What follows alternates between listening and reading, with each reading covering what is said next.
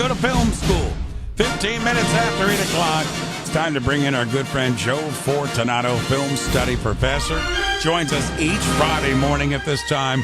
Always look forward to our presentations. And this is an interesting movie we're going back in time with, going back to the late 1960s. And it's a first in some certain areas. It's an Academy Award-winning movie, but certainly controversial as well. Joe, I'll let you take the story from there. Good morning, Joe. Good morning, Ray. Good morning, everybody. And yeah, we are doing a somewhat controversial one today. Midnight Cowboy from 1969. It was released May 25th, 1969. It was directed by John Schlesinger, written by Waldo Salt and James Herlihy, and starring the great Dustin Hoffman and Jon Voight as two of the best characters in movie history, Ratso Rizzo and Joe Buck. This had 7 Oscar nominations and 3 wins, including Best Picture, Best Director, and Best Writing. So we have a Best Picture winner. The thing that you're alluding to, I believe, is probably something a lot of people already know, but Midnight Cowboy was the first X-rated movie ever to win an Oscar for Best Picture, or I think an Oscar in general, but for Best Picture. And you say X-rated? Well, no, that's right. This was before they kind of altered the movie rating system. The movie rating system was very new at that time. It came out just a year earlier. And an X rating then didn't mean what we think it to mean today. It was sort of more their version of an NC-17. And that was later sort of taken over by the adult film industry. And so the ratings board changed it so that X wasn't really a rating anymore, and it was still used by the adult film industry. But nonetheless, this movie was rated X when it won its Best Picture award. And not only that, it was the first X-rated Oscar winner to be shown on network television and the first to be screened by a sitting president when Richard Nixon had it screened at the White House. Of course, it's since been reclassified as an R-rated film. But a little bit of trivia history there that is kind of interesting to note. The famous line in the movie, I'm walking here, that was voted number 27th greatest movie line in the AFI list of screenplay lines. And it was the number 36th film on the AFI's list of greatest movies of all time. So it's very, very highly rated, very well thought of. Before Dustin Hoffman auditioned for this film, he knew that he sort of had this all-American image, especially after The Graduate, and that might cost him his job. And for those who haven't seen it, Ratso Rizzo is a very earthy, I'll use that term kindly, person in New York City. Anyway, to prove that he could play Rizzo, he asked the auditioning film executive to meet him on the street corner in Manhattan. He dressed in filthy rags, so the executive arrived at this corner and waited, barely noticing that there was a beggar just not 10 feet away from him accosting people for spare change. Well, it turned out, of course, that beggar was Dustin Hoffman in a getup. He finally walked up to the executive and revealed his true identity, and he got the part because he basically nailed that. And, the method actor that Dustin Hoffman is, he kind of stayed in character as Ratso. He kept pebbles in his shoes to ensure that his limp would be consistent from shot to shot. He did the coughing fit. Ratso was very sickly, and he did the coughing fit so much to such a degree that he ended up vomiting. And he spent a considerable amount of time in New York City slums observing tramps and street people, studying their physical movements and so on.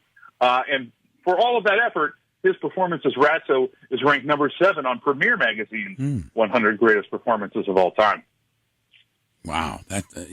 Dustin Hoffman and Jon Voight, we can say what we want about his roles, right, Joe? But Jon Voight has had a long, illustrious career, and this was right at the beginning of that career. He's doing Deliverance. He's doing this one, Midnight Cowboy, really got his career going. Yeah, very much so. And he was only paid scale, which is the Screen Actors Guild minimum wage for his portrayal, which he willingly did to get the part. But Jon Voight is actually from Yonkers, New York, and he originally didn't get the part of Joe Buck because he was having trouble mastering the character's Midland, Texas accent. For those who know the film, Joe Buck is from the South, specifically Texas.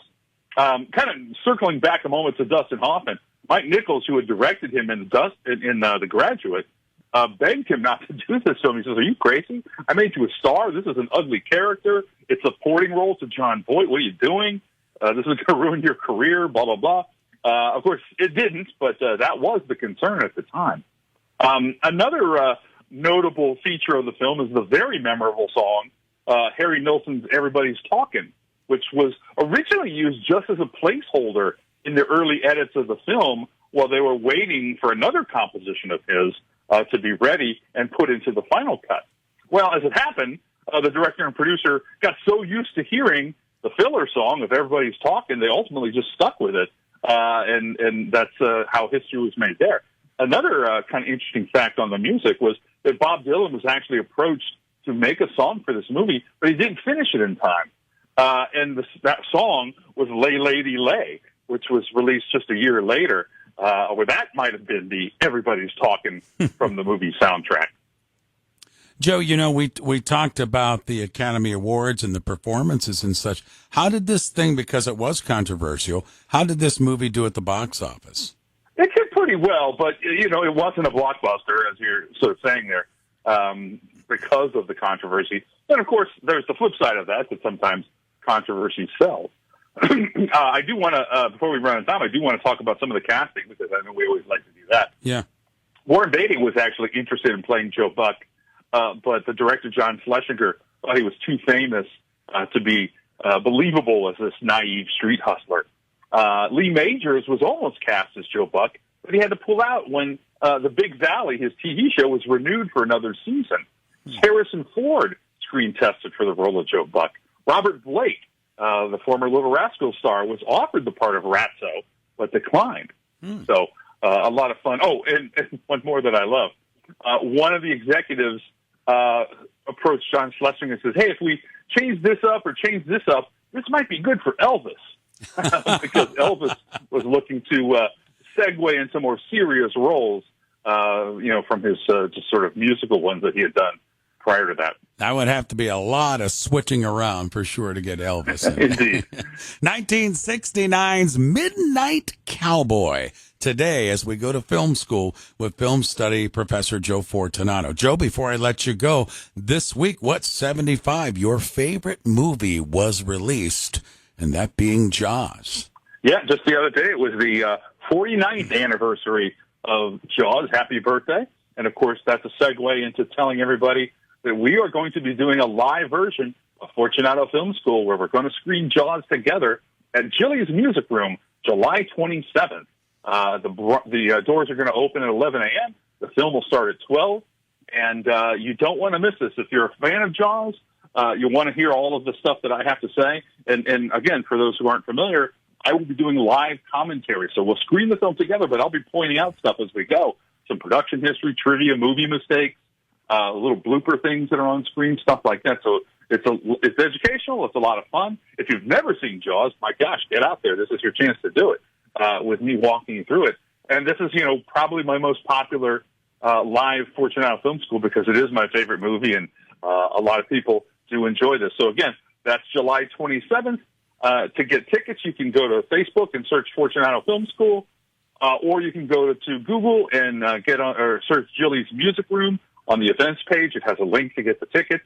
Tickets are only $5, and there are reserved seats, so you want to get them now and get them early so that you can pick and choose where you get to sit in the venue.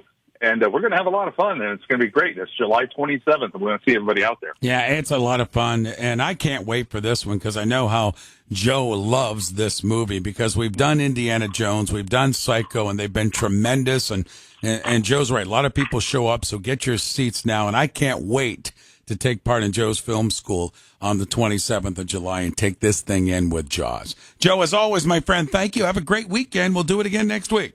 Okay, I look forward to it. See you then. You got it. Joe Fortunato, film study professor and host of the Ray Horner Morning Show's Film School, Fridays at this time on WAKR.